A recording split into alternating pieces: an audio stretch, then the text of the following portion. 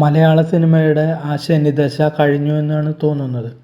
കാരണം മലയാള 2024 ശേഷം മലയാള സിനിമ വെറും 3 മാസം കൊണ്ട് മലയാള സിനിമ വാരിയത് 500 കോടി രൂപയാണ്. അപ്പോൾ തിയേറ്ററിൽ ഇനി ആളില്ല എന്ന് ആരും പറയില്ല. അതിൽ തമിഴ് സിനിമയിൽ നിന്നും തെലുങ്കിൽ നിന്നൊക്കെ കോടികൾ വാരിയിട്ടുണ്ട്. 2024 ആദ്യ പാദത്തിൽ കേവലം 3 മാസം കൊണ്ടാണ് മലയാള സിനിമ ആഗോള വിപണിയിൽ നിന്നും 500 കോടി രൂപയിലേറെ വാരിക്കൂട്ടിയത്. ചലച്ചിത്ര വ്യവസായത്തിന് ആകമാനം ഉണർവ് നൽകുന്ന ഈ പ്രവണതയ്ക്കു പിൻഗാമിയായി ആടുജീവിതം കൂടി വരുന്നതോടെ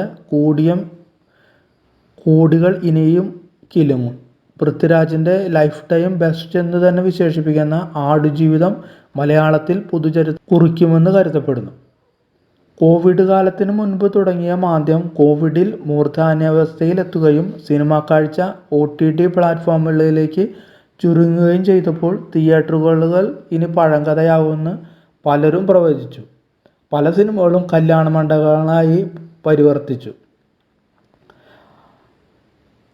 അതിന് യാഥാർത്ഥ്യത്തിൻ്റെ നിറം കൈവന്നു. എന്നാൽ 2023 വരെ മലയാളത്തിൽ ഇതായിരുന്നു സ്ഥിതി. ആ വർഷം ഹിറ്റ് ചാർട്ടിൽ ഇടം നേടിയത് ആകെ 5-6 സിനിമകൾ മാത്രമായിരുന്നു. അതിൽ തന്നെ 2023 ഡിസംബർ 21 റിലീസായ നേര് 2024 കൂടി പകർന്നു കിടക്കുന്ന സിനിമയാണ്. 50 കോടിക്കും 100 കോടിക്കും ഇടയിൽ ബിസിനസ് കരസ്ഥമാക്കിയ നേരിന് മുടക്കുമുതൽ വെറും 12 കോടി രൂപയാണ്. അത് ഏകദേശം 100 കോടി കളക്ട് ചെയ്തു. അതായത് വേൾഡ് വൈഡ് ഗ്രോസ് കളക്ഷൻ 81 കോടിയായിരുന്നു. പിന്നെ സാറ്റലൈറ്റും അവകാശങ്ങളെല്ലാം കൂടി ആകുമ്പോൾ ഏകദേശം 100 കോടി രൂപ നേര് സിനിമ കളക്ട് ചെയ്തിട്ടുണ്ട്. അതുകൂടാതെ മഞ്ഞുമ്മൽ ബോയ്സ്, പ്രേമലു, ബ്രഹ്മയുഗം, അന്വേഷിപ്പും കണ്ടെത്തു എന്നീ ചിത്രങ്ങളെല്ലാം കൂടി നല്ല രീതിയിൽ കളക്ഷൻ നേടിയ ചിത്രങ്ങളാണ്.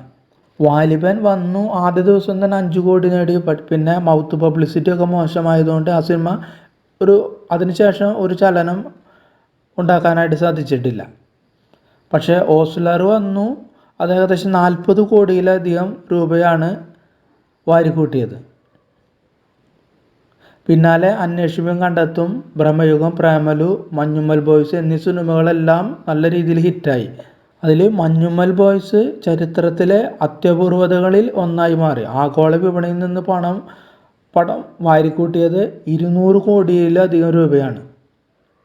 അതിൽ സൂപ്പർ താര സാന്നിധ്യമില്ലാത്ത ഒരു മലയാള സിനിമയ്ക്ക് ഇത്രയധികം കളക്ഷൻ ലഭിക്കുന്നതും അതും സർവകാല റെക്കോർഡിലേക്ക് കുതിക്കുന്നതും സിനിമാ പ്രേമികൾക്കും അല്ലെങ്കിൽ സിനിമാ നിരൂപകർക്കും ഒരു പഠനത്തിനോ പറ്റിയൊരു സബ്ജക്റ്റാണത്. ഏതെങ്കിലും ഒരു പ്രത്യേക താരത്തിൻ്റെ സാന്നിധ്യമോ വലിയ പബ്ലിസിറ്റിയോ ഇല്ലാതെ വന്ന ഒരു സിനിമയായിരുന്നു മഞ്ഞുമ്മൽ ബോയ്സ്.